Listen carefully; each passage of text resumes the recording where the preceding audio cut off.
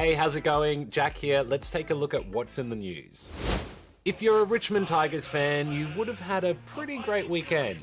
In case you haven't heard, the Tigers won the AFL Grand Final on Saturday, and people have spent the last 48 hours in full celebration mode. Fans turned the streets of Melbourne into a sea of yellow and black as they celebrated their team's victory. The Tigers themselves were obviously pretty ecstatic too.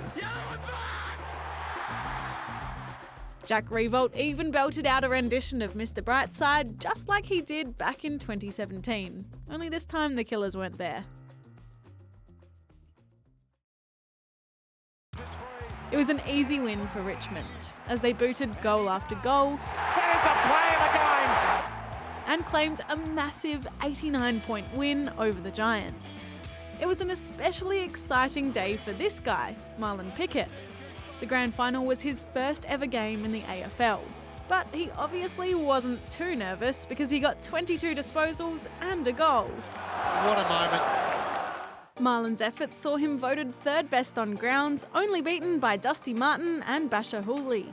Meanwhile, on the GWS side, the players were disappointed by the result, but they say they'll bounce back next season. For the first time ever, NASA's new exoplanet telescope has recorded a star being torn apart by a black hole. This is TESS, and its main job is to search for exoplanets. But during its search, it caught this. Well, not this exact video.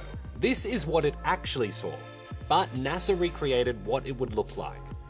The star got too close to the black hole and was pulled in by the hole's super strong gravity. Then the star was stretched and pulled apart, something known as spaghettification.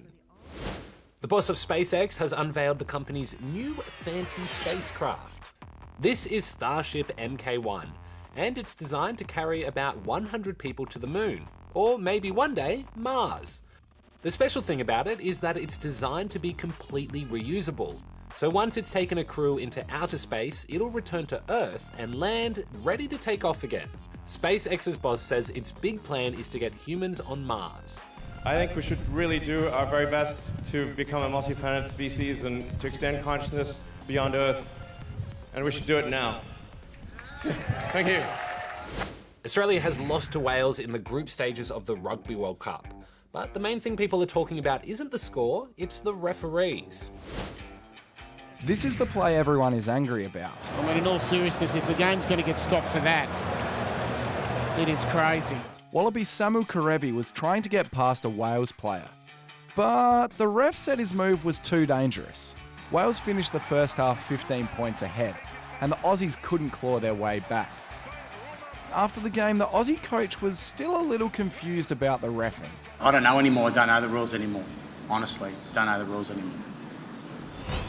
The San Francisco Shock are the new Overwatch League champions.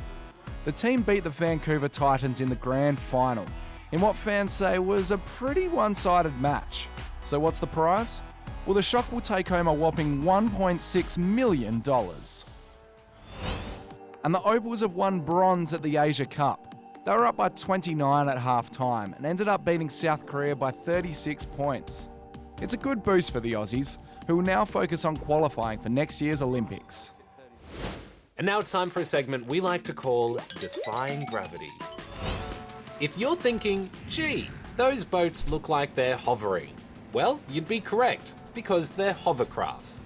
The annual Hovercraft Rally was held in South Australia this year, and Australia's best racers got together to show off their moves. It's about having the ability to move the hovercraft with a little bit of speed because it's timed, as well as being able to manoeuvre around the buoys side to side without actually making contact. When you're creating a robot that's going to save humans in dangerous situations, well, you want it to do a couple of cool tricks too. That's Boston Dynamics' plan with this robot anyway.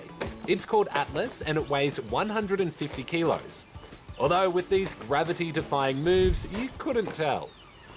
And finally, Kiki the red panda at Milwaukee Zoo in the US had a bit of trouble defying gravity as it tried to navigate its way through an obstacle course.